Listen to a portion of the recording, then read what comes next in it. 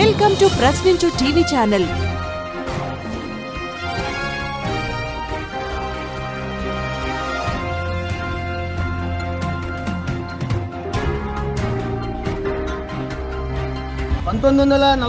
ముందు దేశ విభజనలో పాకిస్తాన్ని పంచడం జరిగింది. పాకిస్తాన్ హిందుస్థాన్గా విభజన జరిగింది. అయితే ఆనాటి నుండి నేటి వరకు కూడా పాకిస్తాన్ అనేటువంటి మనం పంచిచ్చినటువంటి దేశం మన పైన దాడులు చేస్తూ అనేక సార్లు మన దేశంలో ఉండే అమాయకుల పైన దాడులు చేసి వాళ్ళ యొక్క ప్రాణాలను హరించడం జరిగింది. ఈ మధ్యన మనం చూసాం, పహల్గావ్లో జరిగినటువంటి దాడుల్లో కేవలం పురుషులను చంపుతూ మహిళలకు మీ ప్రధానమంత్రికి చెప్పుకోండి అని చెప్పనేటువంటి ధైర్యంతో మాట విడిచి మన దేశం పైన ఆధిపత్యం చెలాయించారు. మరి దానికి ప్రతిదాదిగా మన భారతదేశం సైనికులు వారి యొక్క దేశంలోకి చొరబడి ఉగ్రవాదుల స్థావరాల్లో ధ్వంసం చేసి సుమారు 100 మందికి పైన తీవ్రవాదులకు ప్రాణాలు తీసినటువంటి దేశం భారతదేశం. ఎందుకంటే ఎంతో కాలంగా ఓపిక పట్టినటువంటి ఈ దేశం 140 కోట్ల మంది ప్రజల యొక్క ఆశయాలను ధైర్యాన్ని సన్నగిలుతూ దాడులు చేస్తూనే ఉన్నారు. మరి ఈ దాడులను ఇలాగే ప్రోత్సహిస్తే ఈ దేశంలో మనం ఎలా బ్రతకాలని ఉంటుందని మనకు ఒక ప్రశ్న.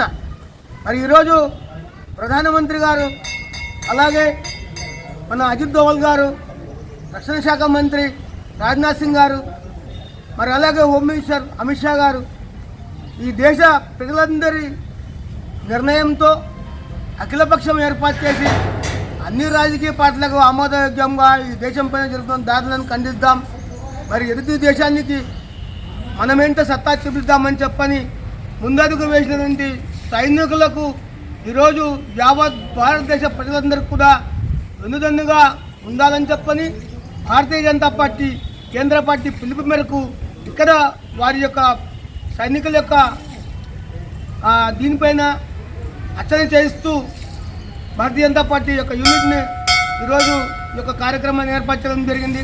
మరి ప్రతి జవానికి కూడా భారతీయ జనతా పార్టీ తరపున అయితేనేమి, ఈ దేశ ప్రజల తరపున అయితేనేమి, మేమందరం కూడా మీ వెన్నంటి ఉన్నాం, మీరు ముందు ఉండండి, మాకోసం మీరు ప్రాణత్యాగాలు చేస్తున్నారు, మీ ప్రాణత్యాగాలు వృధా పోదు, మీ యొక్క సంకల్పం భారతదేశ రక్షణ అనేటువంటిది మాకు అర్థమవుతుంది, కనుక మీరు కూడా సురక్షితంగా ఉండాలని చెప్పని, ఈ దేశం సుభిక్షంగా ఉండాలని చెప్పని ఈ అర్చన కార్యక్రమం చేశాం. ఈ యొక్క కార్యక్రమంలో పాల్గొన్నటువంటి ప్రతి ఒక్క కార్యకర్తకు పేరు పేరున Bharatiya Janata party central committee తరఫున ధన్యవాదాలు తెలియజేసుకుంటూ సెలవుస్తున్నాను. నా పేరు లోకేష్ కుమార్, సీనియర్ న్యాయవాది, ఆదోని, భారతీయ జనతా పార్టీ రాష్ట్ర కౌన్సిల్ సభ్యులు. కూడా భారత సైనికులకు మనోధైర్యాన్ని, భారత రక్షణ వ్యవస్థకు మంచి జరగాలనేటువంటి సదుద్దేశంతో దేశవ్యాప్తంగా కూడా పూజా కార్యక్రమాలు నిర్వహించడం జరుగుతుంది. అందులో భాగంగా ఆదంలో కూడా అన్ని దేవాలయాలు కూడా ప్రత్యేకమైన పూజా కార్యక్రమాలను స్థానికంగా ఉన్నటువంటి భక్తుల ఆధ్వర్యంలో, అదేవిధంగా నాయకుల ఆధ్వర్యంలో పూజా కార్యక్రమాలు చేయడం జరుగుతుంది.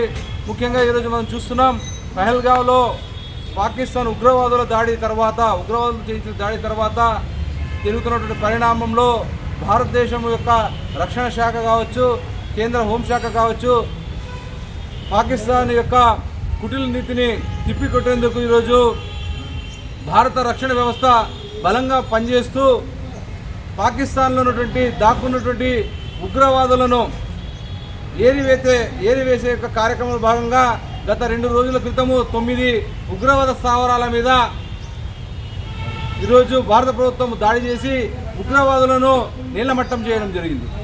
అక్కడ ఉన్నటువంటి పాకిస్తాన్లో ఉన్నటువంటి పౌరులకు కూడా ఎలాంటి ఇబ్బంది కలగకుండా కేవలం ఎవరైతే ఉగ్రవాద కార్యకలాపాలు జరుపుతున్నారో వాళ్ళనే లక్ష్యంగా పెట్టుకుని భారతదేశం ప్రభుత్వము చేస్తున్న సందర్భంలో ఈరోజు పాకిస్తాను తన కుటిలైనటువంటి నీచ బుద్ధిని చూపించే ప్రయత్నం చేస్తుంది. ఈరోజు భారతదేశంలో ఉన్నటువంటి బార్డర్లో ఉన్నటువంటి సామాన్య పౌరుల మీద ఈరోజు పౌరుల యొక్క ప్రాణాలను తీసే యొక్క పనిని చేస్తుంది. గత 2 రోజుల నుంచి కూడా భారత బార్డర్లో ఉన్నటువంటి పౌరుల యొక్క స్థావరాల మీద, నివాసాల మీద దాడి చేసే యొక్క ప్రయత్నాన్ని చేస్తుంది.